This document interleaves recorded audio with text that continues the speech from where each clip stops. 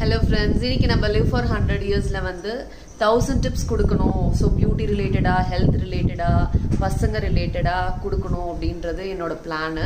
So maybe ஒரு வீடியோலையும் 3லேருந்து 5 tips நான் கொடுக்கலாம் அப்படின்றது தான் நான் நினச்சிட்டு இருக்கேன்.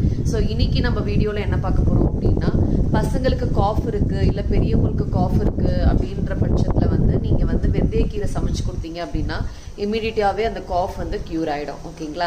அண்ட் செகண்ட் டிப் என்னன்னு பார்த்தீங்கன்னா, கான்ஸ்டிபேஷன் ப்ராப்ளம் இருக்குது, மனச்சிக்கல் இருக்குது அப்படின்றவங்களுக்கு ஆப்பிள் சாப்பிட்டு வரீங்க கண்டினியூஸாக அப்படின்னா அந்த மனச்சிக்கல்ன்றது சரியாகும்.